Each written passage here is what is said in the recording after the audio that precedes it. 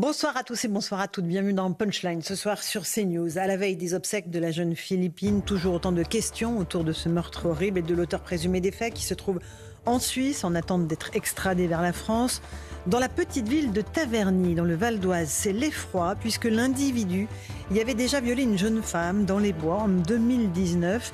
Il avait été condamné à de la prison ferme. Pour cela, le commissaire Frédéric Lose avait supervisé l'enquête. Il ne comprend pas comment un tel individu a pu se retrouver en liberté comme cela. On entendra aussi les réactions politiques et les indignations sélectives des uns et des autres. Bonjour Éric Nolot. Bonjour Laurence, bonjour. Ça va? Bonjour Eugénie Bastier qui a testé la pluie parisienne pour venir jusqu'au studio, qui a pris des seaux d'eau, c'est ça? Exactement, à vélo, toujours, à vélo. Malgré les intempéries. Bravo. Louis de Ragnel est là, bonsoir à vous. Laurence. Merci d'être avec nous. Nous sommes avec Denis Jacob, qui est ancien policier, directeur de Sécurité Consulting. Bonsoir Laurence. Et Françoise Laborde, qu'on a le plaisir d'accueillir, Françoise journaliste. Merci d'être avec nous. Merci Laurence. On est toujours sous le choc une semaine après le décès de Philippine. On essaye de comprendre ce qui ne peut pas être compris, d'expliquer l'inexplicable. Et puis surtout de comprendre le parcours de délinquance de l'individu qui est toujours en Suisse avant d'être extradé vers la France. On s'est rendu à Taverny, puisque c'était là à Taverny que ce jeune Marocain de 17 ans avait à l'époque perpétré un premier viol dans le Val d'Oise. Les habitants n'ont évidemment pas oublié ce qui s'est passé. Évidemment, ils sont aujourd'hui doublement sous le choc. Pour en revenir là, peut-être je me tourne vers vous, Denis Jacob. On a déjà, encore une fois, la méthode qui a été mise en place en 2019 dans un bois, tout près d'un lieu où les jeunes se regroupent. Et voilà, c'est un système de prédation. Hein. Oui, et je le dis avec une très grande solennité, le système a failli dans cette affaire. Alors bien évidemment qu'il faut lutter contre toutes les agressions sexuelles, contre les viols, mais là on avait quelqu'un qui était connu, identifié, où le juge de la détention et des libertés, en le remettant en liberté suite à son placement en centre de rétention administrative, a fait une note comme quoi il était un risque à l'ordre public. Bien sûr. Donc, il faut le dire, le système a failli, et je rejoins ce que disait Bruno Retailleau il y a quelques jours, il faut revoir l'arsenal juridique, surtout quand on a des pays qui ne veulent pas collaborer en temps et en heure avec la France pour récupérer leurs ressortissants et qui, à cause de cela, nous obligent, de par ce que disent les textes en France, de le remettre en liberté. Donc il faut revoir ça. Deux précisions importantes pour aller dans votre sens, mais préciser qu'au niveau juridique, la juge des libertés et de la détention a pris une décision parce qu'on était au délai maximum de maintien en centre de rétention. Et que quand vous êtes au maximum, vous n'avez pas d'autre choix que de remettre en liberté. C'est ça qu'il faut revoir. Même si on sait que l'individu présente un danger. Il y a un délai, sauf erreur de ma part. Jours. Il y a 90 jours. Sauf éléments nouveaux. Sauf éléments nouveaux. Oui, mais dans les 15 jours précédents. Et là, il n'y avait pas eu dans les 15 jours précédents. Il fallait faire preuve d'imagination. Et pour la recherche par les parents, bien sûr. malheureusement, là aussi, il y a un souci, c'est que la disparition d'un majeur, il y a un laps de temps à respecter avant que les services de police diligentent. Et Françoise a raison, c'est les parents qui ont géolocalisé le portable de la petite. Enfin, voilà, tout est abominable. Juste un tout petit mot à propos de la justice, parce qu'on a beaucoup évoqué le système judiciaire, les failles du système judiciaire. On va écouter Jean-Baptiste Bladier, vice-président de la Conférence nationale et procureur de la République. Il était l'invité de Pascal Praud ce matin sur Europe 1. Il explique pourquoi la justice manque de moyens cruellement. Et c'est peut-être aussi une des explications. Écoutez-le. Je dirige le 15e parquet de France, qui devrait comporter 20 magistrats, 18 à ce jour. Demain, si la loi de programmation sur la justice est maintenue, il en comportera 23. 3 postes supplémentaires en l'état des finances publiques de notre pays, c'est un effort extrêmement important et qui m'oblige. Pour autant, si mon parquet était doté des mêmes moyens que la moyenne des pays du Conseil de l'Europe, 47 pays, l'Union européenne plus 20, je dirigerais une équipe de 67 magistrats, Monsieur Praud. 67. Aujourd'hui, je dirige une équipe de 20 magistrats. Alors effectivement, je dois faire des arbitrages en permanence et faire des choix. De là où je déploie mes moyens et mes ressources parce que j'ai un volumétrie d'audience extrêmement élevé. Voilà, Denis Jacob, on est au cœur du problème là aussi. Mais bien sûr, moi je ne vais pas jeter la pierre systématiquement à la justice au prétexte qu'il y aurait une faille. Bien évidemment que la justice, elle manque cruellement de moyens. c'est malheureusement pas nouveau. Ça fait plus de 20 ans qu'on en parle, qu'elle a des problèmes de moyens, comme la police en a eu et en a encore. Donc si la chaîne pénale dans son ensemble est défaillante, forcément derrière il y a des conséquences. Sur l'OQTF, je me permets de revenir là-dessus, parce que l'OQTF, effectivement, quelqu'un qui est sous OQTF, tant qu'il ne repart pas dans son pays, il faut revoir le dispositif pour qu'il reste en centre de rétention administrative. Oui, il ne doit pas sortir. Eh bien, c'est comme les prisons.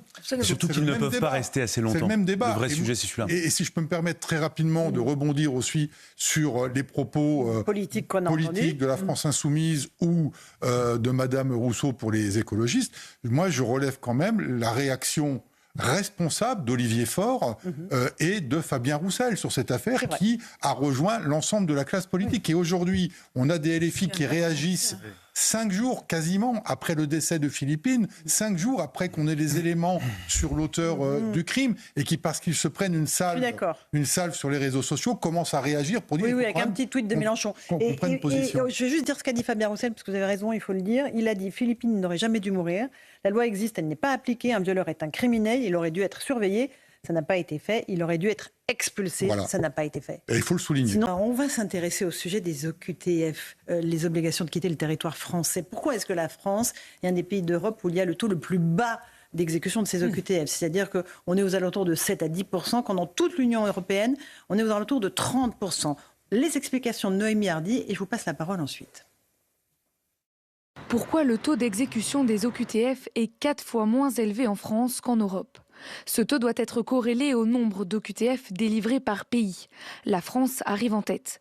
En 2023, il y en a eu plus de 100 000 contre 64 000 en Espagne par exemple. Ce nombre important d'OQTF entraîne des embouteillages administratifs et ne sont plus traités à temps. C'est ce qu'explique Vanessa Hedberg, avocate spécialiste en droit des étrangers.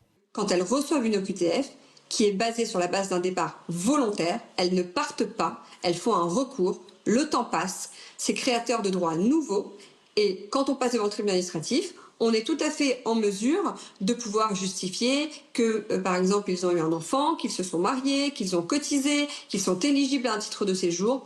On fait annuler l'OQTF et on leur obtient un titre de séjour. Il faut ajouter plusieurs difficultés pour appliquer les OQTF.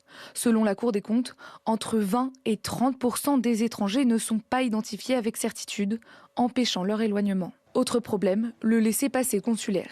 Pour envoyer quelqu'un dans son pays d'origine, il faut l'accord de celui-ci. Ce sésame devient alors un argument diplomatique. Certains pays, comme l'Algérie, compliquent les renvois au vu de ses relations tendues avec la France. En 2021, l'Algérie n'a délivré que 34 laissez-passer consulaires pour près de 8000 demandes. D'autres OQTF ne peuvent pas être appliqués si la personne concernée vient d'un pays en guerre. Voilà, on a le constat à chiffrer, là, Denis Jacob. On voit pourquoi c'est compliqué, pourquoi c'est même impossible avec certains pays. Je peux même expliquer encore plus en détail pourquoi quelqu'un qui est sous OQTF, au moment où on lui notifie l'OQTF, il a 30 jours pour quitter le territoire. Pendant ces 30 jours, il a un minimum de 15 jours pour lequel il peut déposer un recours au tribunal administratif pour contester la notification.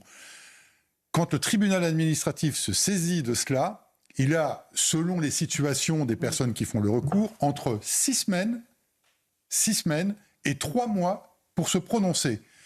Quand on sait que la retenue en CRA est de 90 jours, eh bien, les personnes se retrouvent libérées. Si vous me permettez, très rapidement, je voudrais répondre à Madame Ney sur le principe d'anticiper avec les OQTF, mais qu'on n'arrive pas à cibler les personnes. Alors, on l'a par rapport aux statistiques du ministère de la Justice, puisqu'on sait qu'il y a 25% d'étrangers qui sont incarcérés, d'après les statistiques du ministère de la Justice de 2022. Ça correspond à 20 000 personnes, et elles sont catégorisés par origine, c'est-à-dire qu'on sait combien il y a d'Algériens, de Marocains, d'Africains, de ressortissants de l'Europe de l'Est, des États-Unis, d'Asie. Donc ces gens-là qui sont incarcérés, on pourrait déjà anticiper, prendre des OQTF, et au moment de la libération, on les fait partir. Dernière chose, très rapidement, mais c'est important, parce qu'on débat des OQTF, et je viens de prendre connaissance d'un avis qui vient d'être rendu par la Commission nationale consultative des droits de l'homme, qui dénonce donc aujourd'hui les graves conséquences de la loi immigration, comme une banalisation